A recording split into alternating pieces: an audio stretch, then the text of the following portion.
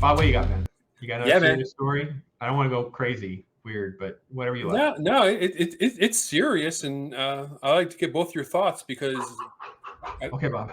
I think at different times in history you had very different views on this topic. All right.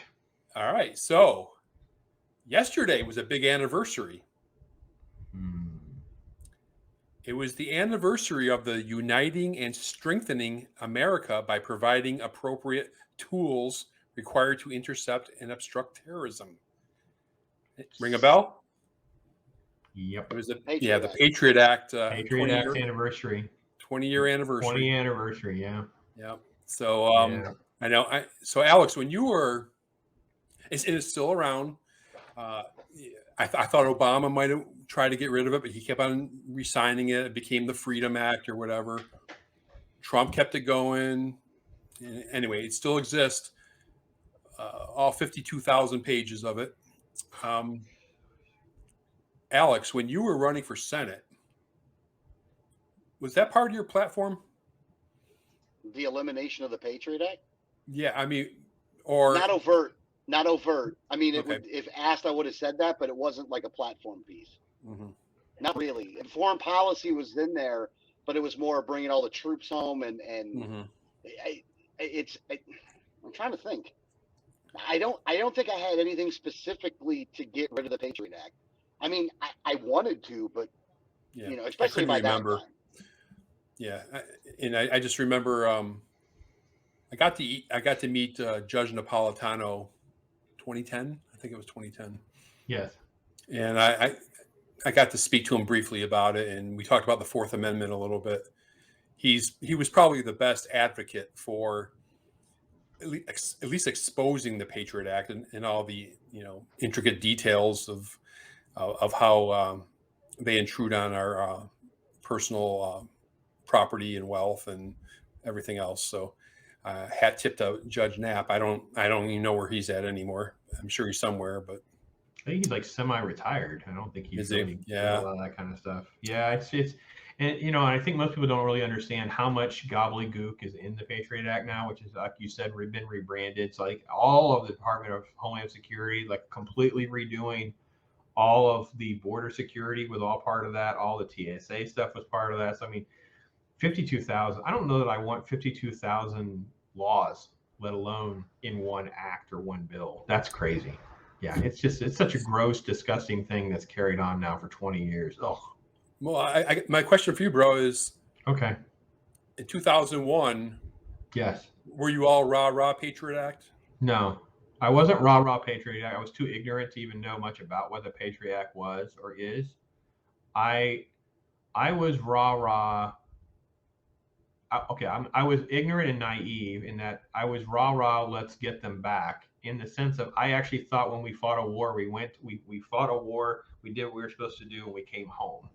Because I was that naive. So for me, I thought, all right, well, let's go in here, let's deal with this Middle East issue, let's deal with some of these bad people, let's send a message more than anything else, and then we'll be back. That's it. That's what we do. We go and we do our thing and come back. Because the only experience I really had of any significance was these little Clinton skirmishes and the Gulf War, which was, more intrusive in hindsight than I realized, but it was at least the only sample size of what I had is what we would do in foreign policy in modern times. So for me, that's what I had envisioned, and I was rah-rahing. So, and I'm also literally have to, be fully transparent. 9/11 is the reason that I even remotely become political. Like, it literally is the pivot point in my life where I started to read and go, I don't know anything about the world. I don't know who these people are. I don't know anything about terrorism and all this, the Muslim Islamic community. I didn't know any. I mean, I was reading books and books, and I read everything. I read from the far right to the far left,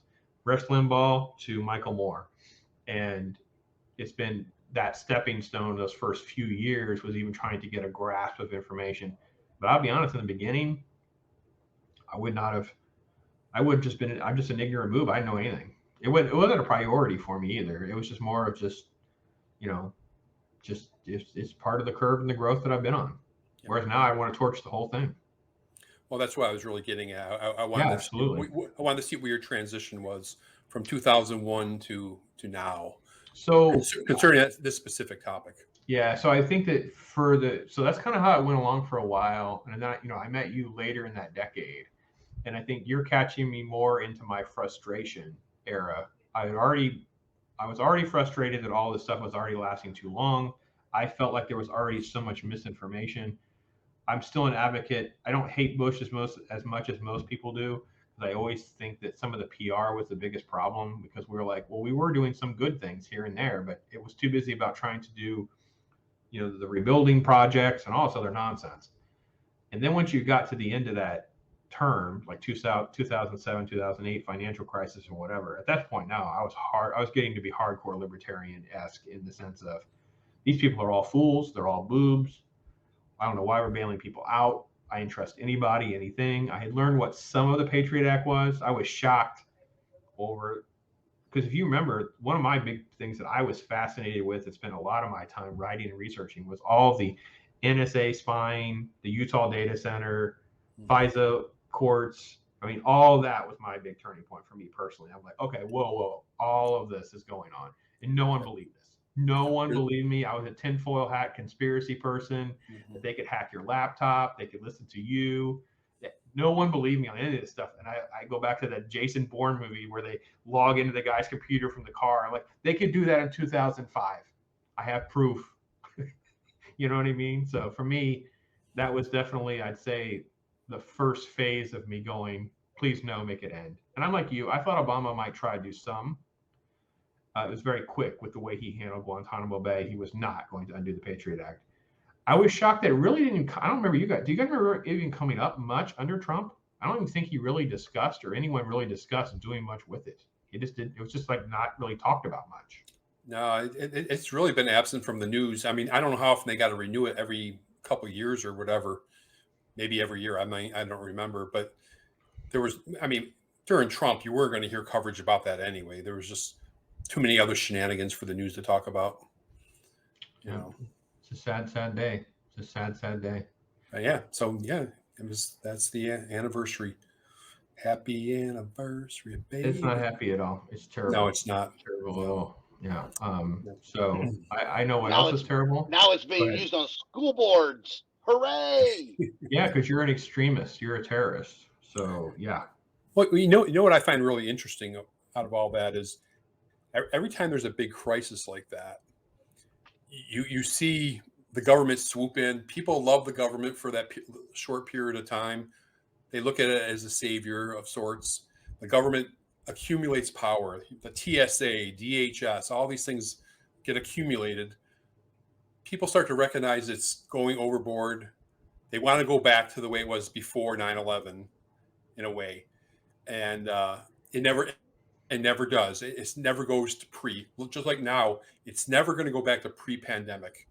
They've accumulated enough power, and we're at a point where this is the way it's going to be, maybe a little bit less when this pandemic is over. And but they've accumulated all this power in 2001, all this power in 2021. Next crisis, more, and there's going to come. This is it, but it's all going to come to a head eventually.